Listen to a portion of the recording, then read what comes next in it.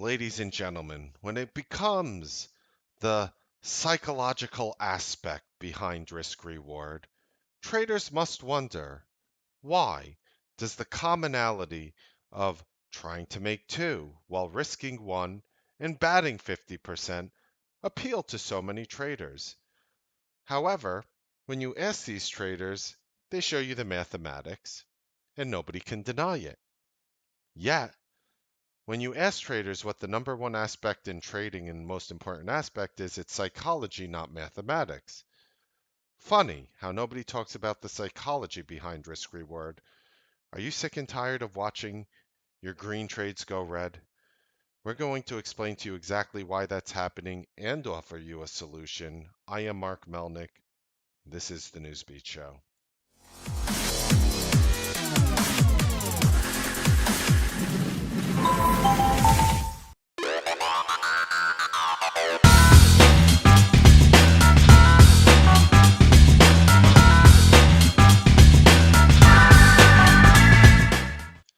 Good evening, ladies and gentlemen. Welcome to the Newsbeat Show. I have all these pretty charts for you. I'm going to tell you how to apply the risk slide, something I just made up tonight, but it's actually true and how it works. Made up, I literally drew it out for you, and I'm going to show you the picture and teach you how to really reduce risk as time goes on, the real psychology behind letting a winner run, and why traders who are not consistent yet should learn to go one step at a time. We're going to go through all that and more, but first, I know,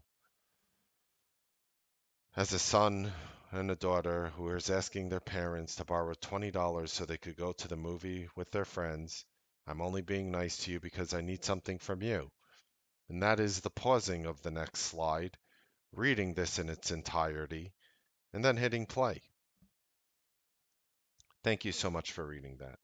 So I have a real treat for you guys tonight. It's going to be very special if you allow me to help you. And we're going to talk about the psychology behind risk reward. Everybody always understands the mathematics behind risk reward, yet I always have to put in the point that 97% or more of traders will lose if they try to make 2 to 1 or 3 to 1 risk reward while trying to bat 50%. Mathematically, it makes sense. Mathematically, if I can turn invisible and rob a bank and get away with it every time, I will be a very rich man. Mathematically, if I play the right numbers in the lottery and I win, I'm going to be a very wealthy person. However, trading is so much more than mathematics. If it were completely based mathematically, you would have every math nerd from every single Ivy League school programming the best algos in the world, and they would work beautifully forever because they would always make sense. Now, some of those people have gotten to those levels, but let's just admit that most don't. And the truth is that you didn't have to be good in math in high school or junior high school or college in order to be a good trader. And the truth is, math, you only need the most simplistic understanding of math. So I'm going to show you something today of true risk reward, how it really works. Because if you're trying to make two and risking one in a market like this, you're blowing up your account. Well, 97, 98% of you are. Excuse me. I'm generalizing. I'm rounding off to the nearest 10. So 100% of you, if I do that, would fail doing that methodology. Now, granted, that's a very accurate generalization. So how, Mark?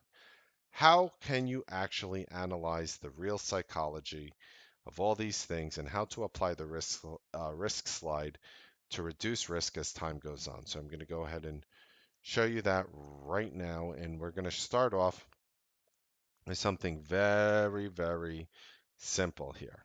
So we've all been told, before I go into this slide, that you need to have a target and a stop as you enter a trade. And I know very famous traders who will swear by that. And again, I still have to ask why 97 to 98% of those people who follow that system fail. You see, I like to ask questions. And I think you should too as a trader. If all these methodologies are working and you're following these great traders and this and that and this and that, the truth is, with a market like this that whips up and whips down, you don't know what's going to happen next very accurately. And if you're trying to set stops at the bottom and tops of candlesticks, which you were taught, which is a very ineffective way in this current environment to have entries and stops, you might actually just think that maybe you're just a bad trader and you can't make it in this environment. I'm calling shenanigans. I think you're an amazing trader. I think you can do it, and I think you've been being misled all along. And I'm here to enlighten you, literally for free, out of the goodness of my own heart, with my very eloquent Newsbeat glass here. And basically, it shows this, and I'm going to go through two slides here. And I'm basically going to show you the risk slide, the Newsbeat risk slide, and when you open up a trade, that you're actually risking 100% of your money invested. Look, I'm old school. I've been trading since the 90s, all right? Don't tell me this BS where you buy a stock and you risk this much and you try to make this much. Stop it. Have you ever seen Enron? Mark, I'm not going to trade the next Enron. God bless you. You probably are right. But why sugarcoat something that's 99.9%, right? Why sugarcoat it? What if you buy a stock and there's a news halt and something shady is going on, and then it opens up and you're down stupidly large? You know how many hundreds and hundreds of traders I know that that has happened to over the years? Please don't tell me that's impossible. And anyone who does is lying to you. So the truth is, when you open up a trade, you are risking 100% of the money invested at all times. So if you, for example, buy 1,000 shares of Apple and you drop $250,000 on it, what am I risking? Oh, I'm only risking $500. Yes, most of the time you will be able to risk $500. But you're actually risking $250,000. When you're looking at the risk departments in these high-end firms, they're looking at you like you have $250,000 on the table. You're risking $250,000. So why do you think somebody who's a professional hired to understand risk management disagrees that you're risking $500 regardless of your stop? What if there's a software error? What if your stock gets halted? What if some news comes out? That's how they are paid to correctly think. So that is, again, one of the beautiful thing about options, because options, you could, you know, take a very modest amount of money. If you buy $1,000 worth of options in Apple, you're not looking to lose 1,000, but that is the maximum you could risk, even if they file bankruptcy, just by buying straight calls and puts, by keeping your strategy very simple, for example. So your goal is on every trade, stock or option, to go down this slide. Your goal is to constantly go down this slide and get to the bottom of the slide where you're at 0% risk. Yes, I am not kidding. You have to get to 0% risk, and I'm going to teach you exactly how to do it and how my mind thinks when I'm actually doing a stop. You see, when I buy something, I don't really have a target. I think it could break out in a general direction, but I'm not crazy enough to come out and buy a stock at 150 and say it's going to 155 because that's my target. And if I'm wrong, I'm going to stop out right here. Those answers are actually much better developed after you open up the position.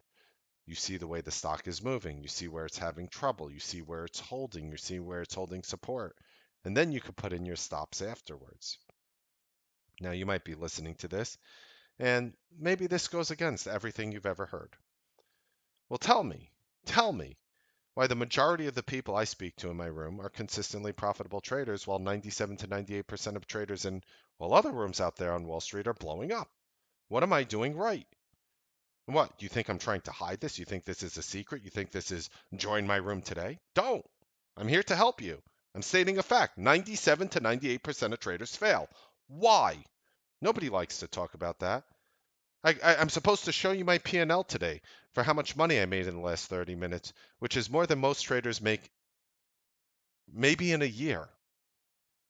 That's what I'm supposed to show you, and I'm supposed to boast, and I'm supposed to say, this is how I did it. Maybe we'll save that video for Sunday.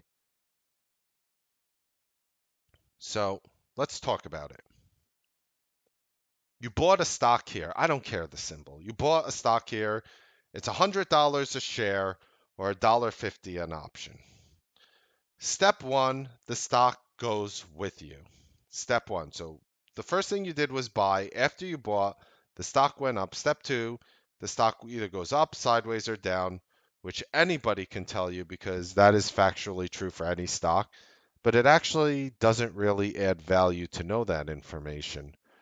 There's actually zero value in knowing that, a stock will go up, down, or sideways.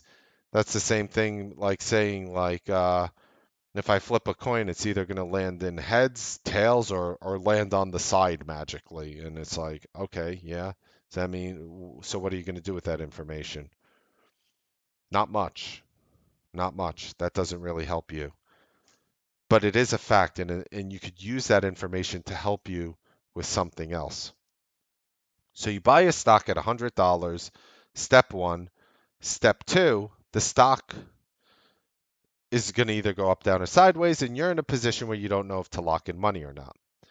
Now, if I bought the option, here's the thing. If you bought the stock at $100, let's say you bought 500 shares at $100, and we're going to go ahead and literally just show you this because it's so important right now. So what you did here is you bought 500 shares of XYZ at $100. Or you bought 5 option contracts at $1.50 each, which obviously equals $750. Let me just change that font slightly smaller. There we go. Or so this is like the first step of this is first step. This is your first step, right? Or you bought 500 shares at this, and that equals obviously $50,000, right? Did I make that up? $50,000. So keep in mind of the benefit of options for smaller accounts. If you have a small account, the Newsbeat Live Room is the best option for you. Second step. So just so we're clear, just to correlate, and I'm going to pull that thing up. Here's the second step. We'll make it purple. Yeah, that's a good color. Here's your second step, right? So you're trying to sit here. You're trying to sit here and you're trying to figure out what to do. Well, here's the funny thing. You have a chance to reduce yourself on this slide. For example, let's say at this point, you're thinking that, well, I'm going to just put a stop in at break even. You tell yourself. You want to put in your stop, for example, like right there where you'll have like break even stop. Once I learn to type correctly. Break even stop. You bought it, it's working. You're going to see if it could get to the $104, $105 target you had in your head. You're risking $2 on it, stock wise, not option wise, by the way. And you want to see if it could get there, right? But what Mark Melnick taught you is your goal is to get to 0% risk at all times. Your goal is not to hold a winning position until it hits your target, you crazy, crazy, insane human being. That is not your goal. You think it's your goal because somebody misled you into thinking it's your goal. And maybe you have accomplished that many times before, yet your account is still down and you have no expletive idea why. So your second step is, how do I go down the slide? Going back to this here, right here, whoops, right there, and we'll pull that up and pull this up, and there we that was another example. Okay, here we go. Beautiful. So your second step is this. So, for example, if you sold 400 shares, for example, and I'm going to show you the stock, and I'm going to put the stock part on top if you trade stock, and the option part on bottom. The option part is far superior for risk reward, but I know Wall Street lied to you because brokers make more money when you trade common stock than options these days. You don't believe me? Look at if you look at any firm, any major firm, the Schwabs and the whatever out there, look how, well, not anymore, right? But look how much money they make on stock and options, and they make so much more on stock than options. That's why Wall Street encourages you to trade stock. You see, even though options could go up and down in value faster, you can control 100% of your risk at all time because you're only betting 100%.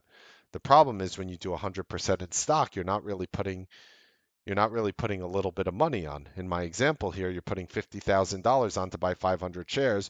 Well, 500 shares worth of option contracts, each option contract is 100 shares, costs you $750, and that is a very accurate assessment of a situation that I'm showing you here. So your second step is, let's say you sell 80% of your position.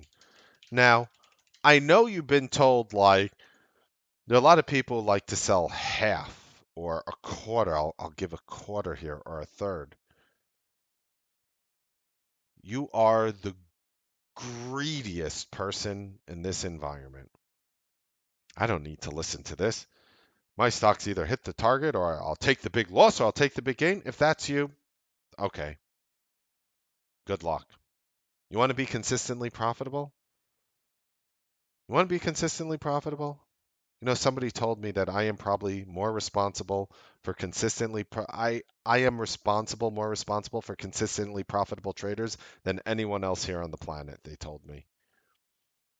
Now, granted, I don't think I know that many people. I disagreed just on the sheer number of traders, but considering the profitability and the consistency of the people around me, it's quite an honor to hear. And what I'm saying is, you sell 80% of your position. If you sell 400 shares times an 85-cent profit, you just covered $320 in your favor. And I'm going to explain to you why you're going to psychologically destroy yourself if you don't do this. Now, I think you could sell 500 shares as well, but I think a big mistake would be to sell half or a third of your position here, especially if you're an inconsistent trader, meaning you're not making, I don't even care if you're making money. You could be inconsistent in making money.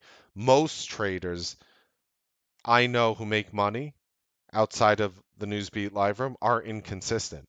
So, oh, look, I'm up 30,000 for the month. I'm down 20,000. I'm up 100,000. I'm down 75,000. That's not consistent. That's cowboy. So what happens is, once they sell for $320, they effectively have 100 shares at $96.80 break even. So what you did is you literally reduced your risk massively, because now the stock could go down to 96.80 before you break even. And I would like to assume that you would probably want to get out of your position before that happened. Now, on the option side, it's a lot sexier, because if the stock shot up, you probably have implied volatility and other factors working for you. And your option, for example, shoots up to $2, which is very common in the situation I'm sharing with you right now, especially if it moved up quickly, right? So, so this is common stock example, and here's the option example right here. So you sell, and by the way, if you're inconsistent, I would sell 100% of the position. Screw it. Screw it. Who cares? You made $400. Well, what is 5 times 85? That's $425, right? You made $425. And you're an inconsistent trader on a quick move, but maybe you're just toxic because somebody is showing you phenomenally large P&Ls and it's destroying you and you think you need to make more and then you watch the trade go red. And I'm going to explain to you what's going to happen to you psychologically now if you don't do what I'm about to show you. So I'm actually not showing you the best part of this. I'm going to show you how you're also going down the slide. In the option example, you sell 4 contracts at $2 and you equal a net profit of 200 bucks. And you have one option contract. How much is this? For free on the house. You could take that option contract to your grave and you'll make money. Why? Because you spent $1.50 on it. If it goes down to zero, you lose 150 bucks and you netted 50 bucks. So now let's go back to this. So on the stock side,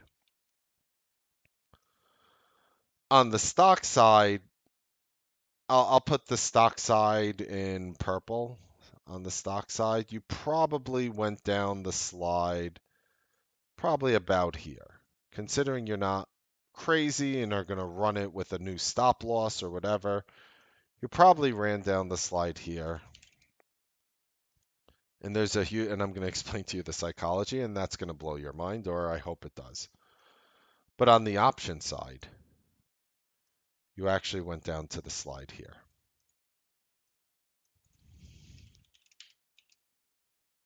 And that's the difference. Because you actually achieved zero risk. When I'm in a trade, I try to achieve zero risk at all times. Does it always work? Of course not.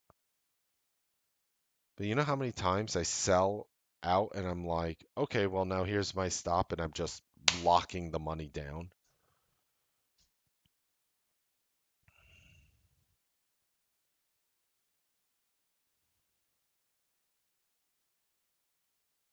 Now, let me show you the psychology side of it. What happens here, and I'll write it in red, black, and green, we're referring right now to step 2. What happens next? So let's say you decided to hold your position. You don't believe all of this stuff. My target didn't hit. My target was $104. I was risking 2. I had 2 to 1. I bought a stock at 100. My stop was 98. My target was 104. And the best is when people see these digestive patterns going like this. They're like, I'm only risking 2 cents here and I made $1. And it's like, yeah, but still 97, 98% of the people around you are losing money. Explain that.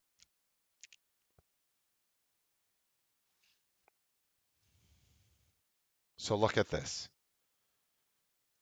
So look at this right here. So step 2, well, that's an orange. Let me make it black. Actually, let me make this one green.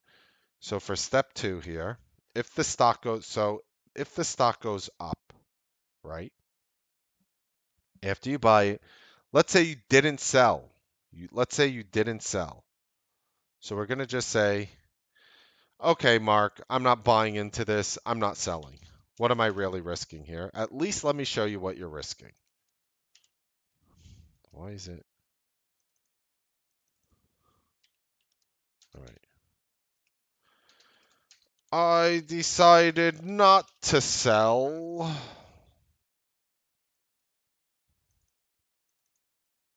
Okay, can't change the color. Anyway, so it goes up. You feel great. You held everything. Stock's up. More power to you. You have more money.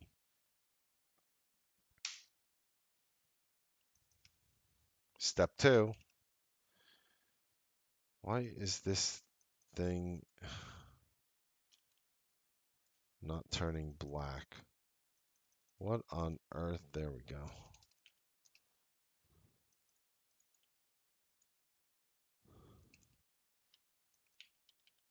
It's so weird. Anyway, step 2, anxiety. You have money, the stock's digesting, and when it goes sideways, it doesn't go like this. It goes like this, right? It's like a little zigzag. You have anxiety, psych toxicity. You're suffering psychological toxicity. Step 3, you give back your profits, which is the most common thing here, and you suffer major psychological toxicity.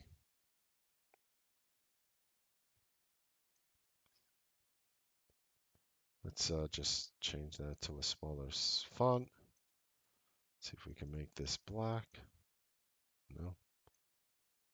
All right. Either way, it's green. So right now, 2 out of those 3 scenarios hurt you a lot. And if you are a trader who is currently inconsistent, it's going to have a more devastating effect on you mentally if this candle turns red. You're going to feel like a failure. You're going to feel stupid. Nothing's going to ever work for you. Is that worth it? Now, if you are trading options with Mr. Melnick, who finds setups like these 5 days a week with different numbers and different examples, I'm just using 100 for numerical value, then you are able to get down this slide. Now, once I get to the bottom of this slide here, I can literally walk away from my position. I can make myself a sandwich. I could use the toilet. I could go on the phone call. I could look for other ideas. I could sell out and just lock in the money. But in my example here, where I sold 4 and locked in the money, the money is on the house. What am I proving to you right now? Psychologically speaking, options are way more psychologically fortifying than common stock. They are way more easy. In some environments like this where the options are spread in names, you can't do options. Common stock is your only example. So for the sakes of the argument in just the recent environment, we're talking to relatively tighter options. In general, tighter. And look, I'm not taking everything to the nth degree here. But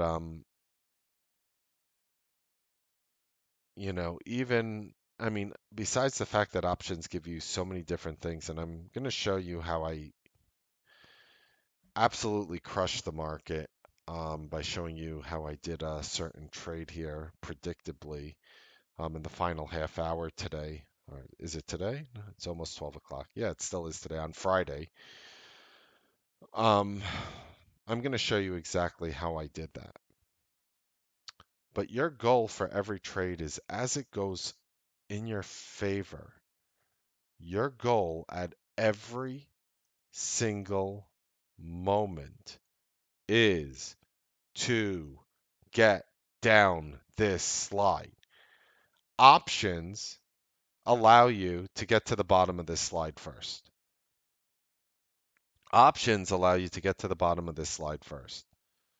Your goal in risk management is to get as low on this scale as possible. Or, in my humble opinion, as the director of trading psychology here at T3, it is of my humble opinion that you should tryeth to getteth to the bottometh of this slideth in every one of your tradeths as sooneth as possible.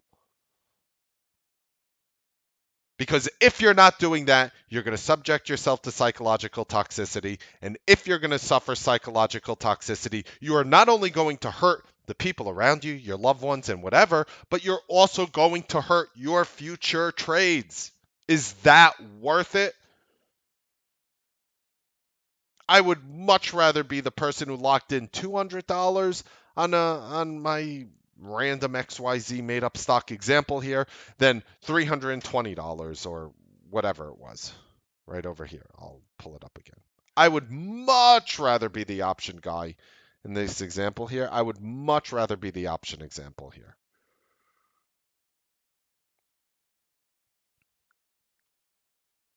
So on every trade you take, you are going on a risk slide.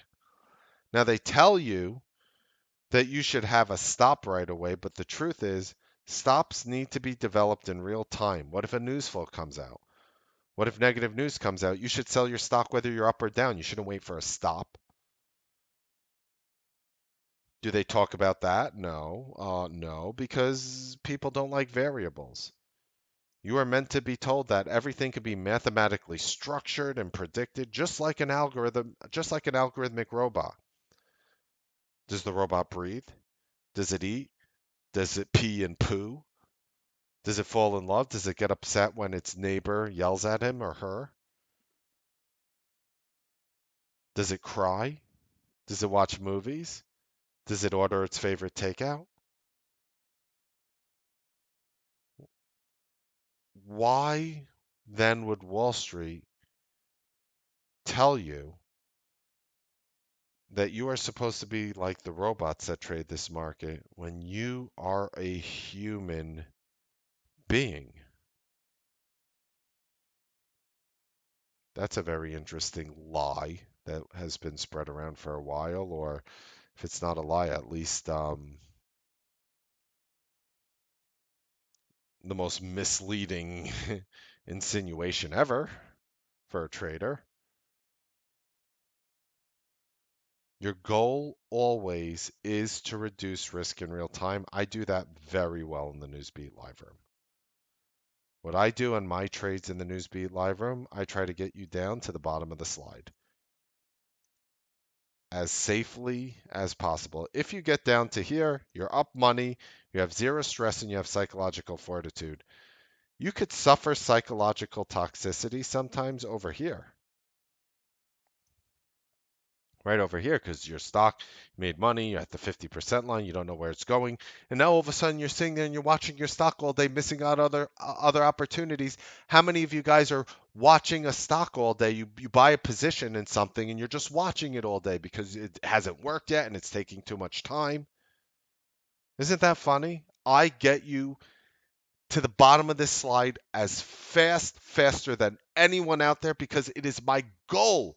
And I practice and I've been doing this 21 years to get you to the bottom of that slide. 21 years will be actually in about 2, 3 months. So I rounded up, just like I rounded up that 100% of people who try the other BS method that every single room on Wall Street pitches will fail. All right. See, I'm also rounding up, except my roundup doesn't isn't the most despicable, demonstrative, devastating way to affect traders. That's the only difference. Me telling you I traded 21 years as opposed to 20 years in 9 months isn't going to change the way you feel about this presentation. So I will tell you again right now, true risk reward, not for a robot, but for a human being, is to get to the bottom of the slide as soon as possible. And through lots of other micromanagement techniques and how we do it in a real time basis. What I am saying also is if you are a trader who is inconsistent, for me personally, this is where the trade ends. Goes to 185, you could sell 100% of your position. Don't be the person who sells half. I can't legally tell you what to do. I'm just talking to myself. Don't be the psychopath who sells half unless you're already up money and you're just risking a little. Everything is situational. But I'm generalizing. Just like I generalize that 100% of traders who don't follow this lose money.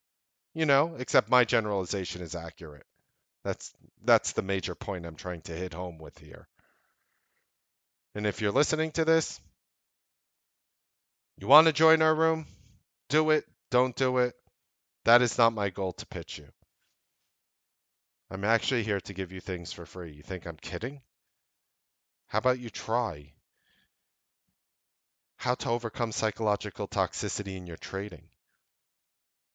Guess what it cost you? Your time, which is your most valuable asset, but not a single dime out of your pocket. Yes, I had a very exhausting week. Yes, I've had the best week in as long of a time that I can recently remember. But yes, I am that person who's up late at night trying to bring that additional value to you, bringing you videos, bringing you content, because I genuinely care about your success. And maybe that's why Newsbeat Live members, on average, are so successful. Because they have somebody who fights for them tooth and nail every single day instead of trying to cram a product down their throat or cram an educational course or cram a newsletter or cram a mentorship or cram a meetup or cram this or cram a new, trading tools. Maybe that's why we're so successful. Maybe all it takes is a true amount of effort. Maybe there's a lot more to trading beyond what you just see on the charts. And maybe trading can be actually very easy and very profitable, even in an environment like this. If you know anybody who could benefit from this video, share it with them. Tell them Mark Melnick said, watch the video, don't buy any of his stuff, don't do it. Don't help yourself. Help yourself for free. You see, I feel like before you should jump up and pay all this money to follow whoever, maybe we should offer you the hand first instead of telling you to do a blind leap of faith forward first. Maybe I should offer something first, as opposed to asking you to act like Neo from the Matrix, where is he going to make it? No one makes it the first time. Hope you guys enjoyed this Newsbeat show. Hope you guys had a great week. And even if you didn't, make sure that you at least learn something, because that is the only way you're going to grow forward. Happy trading, make money. I'll probably see you guys tomorrow, the day after, and on Monday on the Newsbeat live trading broadcast. Have a wonderful evening.